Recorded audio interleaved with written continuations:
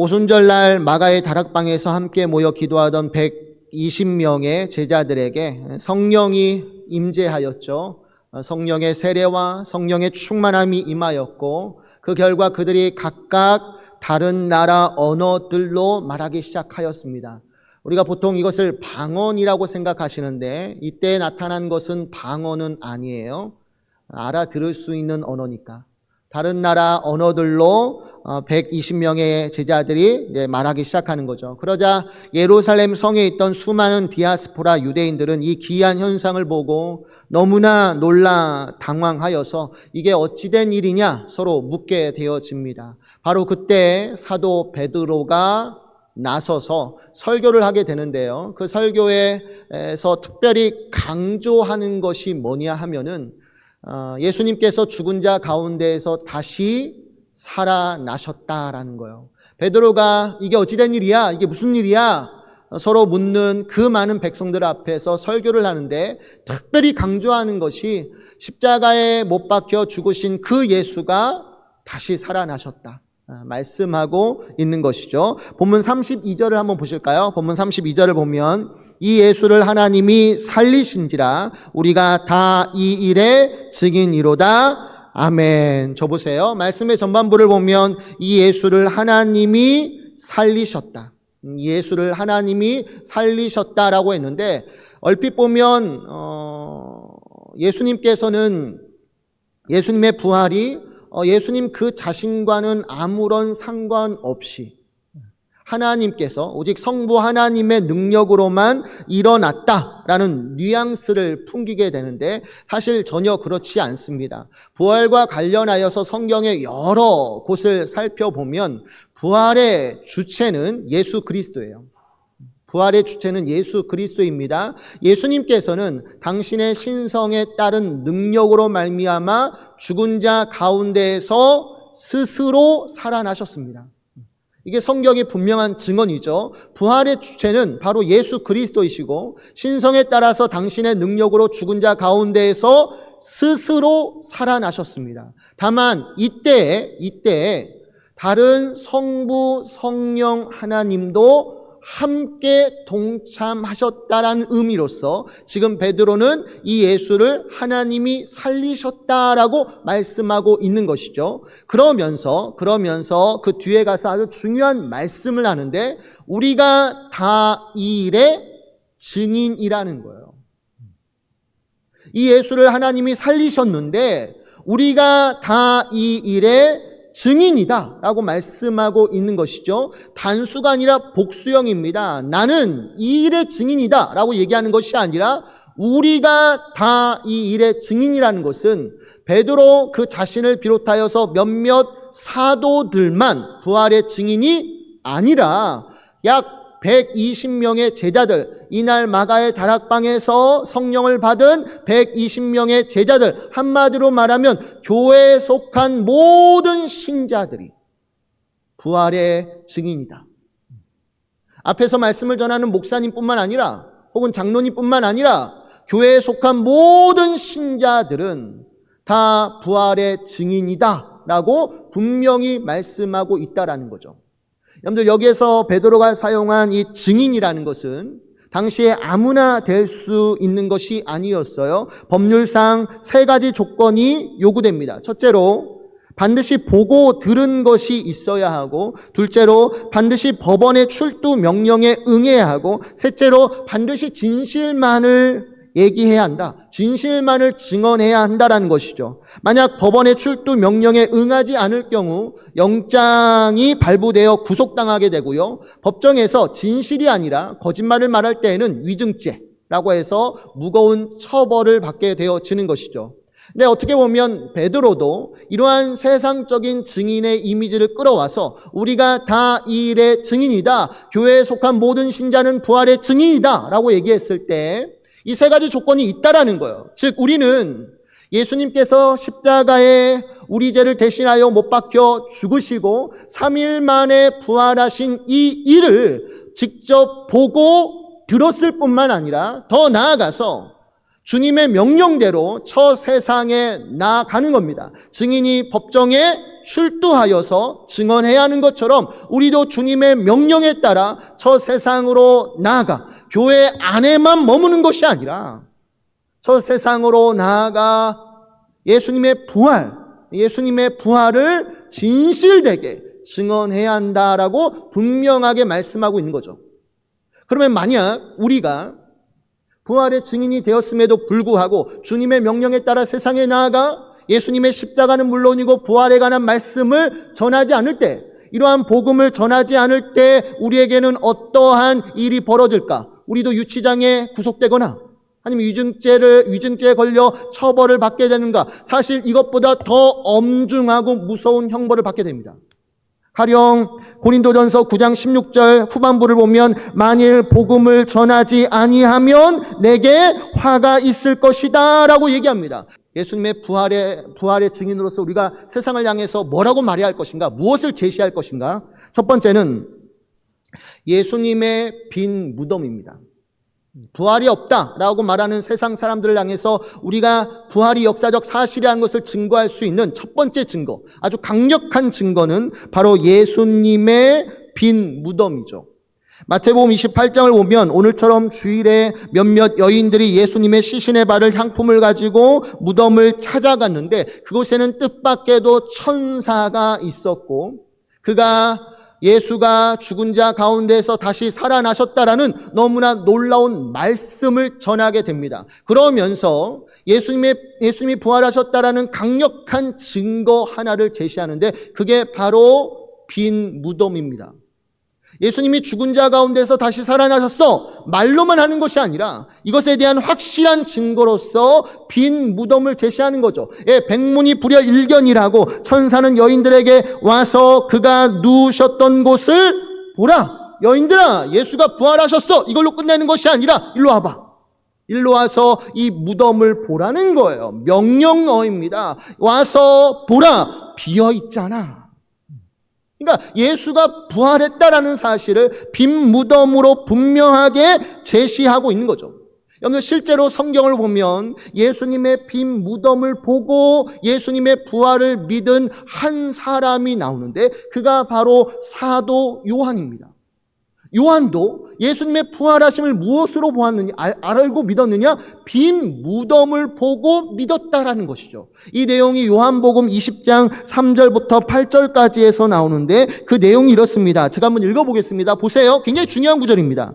베드로와 그 다른 제자가 나가서 무덤으로 갈새 둘이 같이 다름질하더니 그 다른 제자가 베드로보다 더 빨리 달려가서 먼저 무덤에 이르러 구부려 세마포 놓인 것을 보았으나 들어가지는 아니하였더니 시몬 베드로가 따라와서 무덤에 들어가 보니 세마포가 놓였고 또 머리를 썼던 수건은 세마포와 함께 놓이지 않고 딴 곳에 쌌던 대로 놓여 있더라. 그때에야 무덤에 먼저 갔던 그 다른 제자도 들어가 보고 믿더라. 아멘. 잘 보세요. 말씀 보면 베드로와 그 다른 제자가 나옵니다.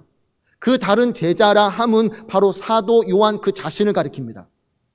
그러니까 베드로와 요한이 몇몇 여인들이 예수님의 무덤이 비어있다라는 소식을 듣고는 그것을 확인하기 위해서 둘이 예수님의 무덤을 향해서 다름박질하는 거예요.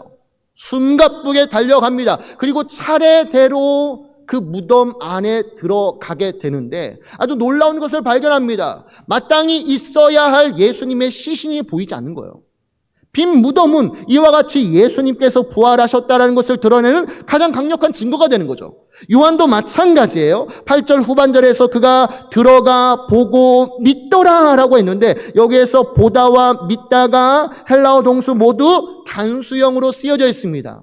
2절부터 7절까지 보면 베드로와 요한이 주어 아닙니까? 그러니까 동사도 당연히 거기에 맞춰서 복수형으로 쓰여지는데 여기에서 8절에서만 동사가 단수형으로 쓰여져 있습니다. 요한이 보았다. 그리고 요한이 믿었다라는 거예요. 그러니까 이 말의 뜻이 무엇이냐면 요한은 함께 있던 베드로를 비롯하여서 다른 사도들과 달리 예수님의 빈 무덤을 보았고 그분의 부활을 믿게 된 최초의 사람이라는 거예요. 베드로는 빈 무덤을 보고도 예수님의 부활을 믿지 못했어요. 그러나 요한은 달랐어요. 요한은 예수님의 빈 무덤을 보았고요. 예수님의 부활을 확실히 믿게 되었더라. 아주 특별한 체험을 하게 된 것입니다. 그러니까 오늘날 부활이 없다고 말하는 사람들을 향해서 혹은 내 안에 부활에 대한 의심과 불신이 있다고 했을 때 우리가 첫 번째로 내 자신에게 제시할 수 있는 증거가 뭐냐면 빈 무덤이라는 거예요. 예수님의 무덤이 비어 있다는 것은 곧 그가 부활하셨다는 것 외에는 다른 설명이 있을 수 없는 거죠. 예수님의 부활을 목격한 수많은 증인들이 있어요. 빈 무덤만 있는 것이 아니라 또 예수님의 몸의 부활을 목격한 수많은 증인들이 있습니다. 여러분들 부활이라고 했을 때 기독교의 부활이라고 했을 때 이건 영의 부활을 말하는 것이 절대 아니에요. 기독교에서 부활이라는 것은 어디까지나 몸의 부활을 얘기합니다.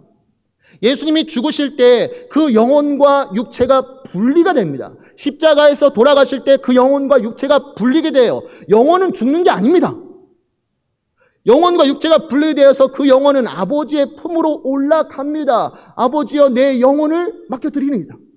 영혼은 올라가고 그 육체는 땅에 묻히게 되는 거죠. 장사를 지내게 되어지는 겁니다. 그러다가 마지막 날 주님 오실 때 분리되었던 그 영혼과 그 흙으로 돌아간 육체가 다시 부활하여서 결합된 상태로 온전한 몸과 영혼으로 어떻게 들어가는 거예요? 하나님 나라에 들어가 하나님과 영생을 누리게 되어지는 것. 이것이 기독교에서 말하는 종말론이에요. 이게 부활이에요.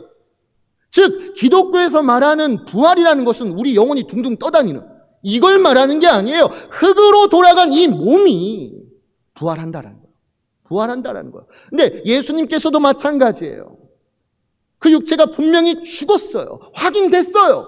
생명이 끊어졌어요. 근데 그 몸이 다시 부활한 겁니다. 부활하시고 그 몸을 다른 사람들에게 보여주시는 거죠. 이 내용이 고린도전서 15장 3절부터 8절까지 나오는데 이것을 보면 바울은 예수님의 부활을 목격한 증인들을 소개하고 있습니다. 그 내용이 이렇습니다. 제가 한번 읽어볼게요. 내가 받은 것을 먼저 너희에게 전하였노니 이는 성경대로 그리스도께서 우리 죄를 위하여 죽으시고 장사 지낸 바 되셨다가 성경대로 사흘 만에 다시 살아나사 보세요. 누구에게 보이셨느냐? 게바에게 보이시고 베드로에게 보이시고 후에 12 제자에게와 그 후에 500여 형제에게 일시에 보이셨나니 그 중에 지금까지 대다수는 살아있고 어떤 사람들은 잠들었으며 그 후에 야고보에게 보이셨으며 그 후에 모든 사도에게와 맨 나중에 만삭되지 못하여 난 자 같은 내게도 보이셨느니라. 아멘. 저 보세요. 예수님은 부활하시고 곧바로 하늘나라로 승천하지 않으셨습니다. 부활하시고 이 땅에서 40일간을 머무르시면서 뭐 하셨느냐? 당신의 부활한 몸을 당신의 제자들에게 보이셔요. 어딘가에 운둔하고 계시거나 숨어 계시는 것이 아니라 당신을 따르는 제자들에게 당신의 부활한 몸을 보이시는데 먼저는 게바에게 보이시죠. 게바 베드로에게 보이시고 12 제자와 500여 형제 일식에 보였대요. 500여 형제라는 건 남자 제자들입니다. 근데 어린아이와 여자까지 포함하면 훨씬 더 많겠죠. 아니면 몇천 명이 될 겁니다. 근데 그런 사람들에게 일시에 자기의 부활한 몸을 보이셨다라는 거예요. 자기의 친동생인 야고보 그리고 모든 사도들에게와 마지막으로 만삭되지 못하여 난 자. 이게 누구죠? 이게 바울입니다. 바울에게도 예수님이 당신의 몸을 보여주신 거죠. 우리가 바울이 다메섹 노상에서 예수님을 만났다고 했을 때 그냥 우리가 생각할 수 있는 게 예수님의 음성을 들은 정도로만 생각하지만 아니에요. 예수님께서는 그때 당신의 부활한 몸을 바울에게 보여주셨기 때문에 바울이 자신을 가리켜서 사도라고 말하는 거예요. 그러니까 지금 바울은 무슨 말 하느냐? 당시 예수님의 부활을 믿지 못하는 몇몇 고린도 교회 사람들을 향해서 뭐라고 말하느냐? 내가 그렇다고 하면 좀 믿어. 이런 식으로 맹목적인 믿음을 강요하는 것이 아니라. 부활이 없다. 부활이 있을 수 있느냐? 예수님의 부활을 믿지 못하는 몇몇 성도들을 향해서 야! 그런 소리 하려면 나가. 내가 부활이 있다고 하는데 왜 못 믿어? 그렇다고 하면 그냥 믿어. 이런 식으로 부활에 대해서 맹목적인 신앙을 강요하는 것이 아니라 지금 오늘날 베드로는 몇몇 증거들을 제시하면서 예수님이 부활한 몸의 부활을 목격한 증인들이 수없이 많이 있고 그들 중에 대다수는 살아있으니까 혹여나 부활에 대한 의심과 불신이 있는 자들은 혼자 끙끙거리지 말고 살아있는 그들에게 가서 직접 물어보라는 거예요. 정말 예수님을 보셨어요? 정말 예수님의 몸이 부활하였습니까? 정말 당신은 그걸 경험했습니까? 저에게 소상히 좀 얘기해 주세요. 봤어. 내가 봤어. 내가 봤다니까. 나만 본 것이 아니라 내 옆에 있는 아내도 내 자식들도 봤다니까. 분명히 예수님의 몸이 부활했어. 바울은 우리에게 믿음을 얘기할 때 그냥 무조건 믿으라는 식으로 얘기하잖아요. 성경은. 우리가 가진 믿음이라는 것은 어떤 말씀의 근거에서 생기는 믿음이에요. 예수님이 누구십니까? 누군가가 여러분들에게 당신이 믿는 예수님이 누구십니까? 라고 물었을 때 글쎄요. 내가 믿는 예수님이 누구실까요? 그냥 교회 다니니까 믿어지는 거예요. 근데 정말 그분이 예수님을 믿는 믿음을 가지고 있는지 의심스럽습니다. 우리가 가진 믿음이라는 것은 어디까지나 말씀이에요. 그리스도에 관한 말씀을 들음으로 우리가 믿음을 생긴다는 거 있잖아요. 말씀은 무엇인가를 안다라는 거예요. 내가 믿고 의지하는 예수님이 누구신가 전부를 알 수는 없다 할지라도 그분의 십자가와 부활에 관한 말씀을 최소한 듣고 이것을 내가 의지한다라는 표현으로 내가 믿는다라고 얘기하는 거예요. 그리고 이러한 믿음이 나를 구원합니다.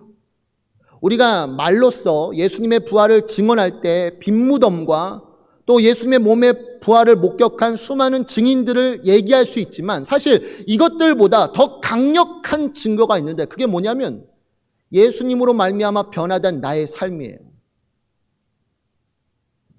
예수를 믿고 나서 내가 변화된 거예요. 내 안에 예수 그리스도가 살아 계시지 않습니까? 오순절 다락방 때 그 120명의 제자들에게 성령이 강림했습니다. 성령이 강림했다는 것은 그들 속에 예수 그리스도가 살아 계시다라는 거예요. 살아 계셔서 일하시기 때문에 그들의 삶과 인격이 변화됩니다. 세상이 깜짝 놀랄 만큼 그들이 이전의 삶과 전혀 다른 하나님을 따르는 삶을 살아가는 거예요. 근데 오늘 이와 같은 역사가 우리들에게도 일어날 때 세상이 살아계신 하나님의 아들을 볼 수 있다는 거죠.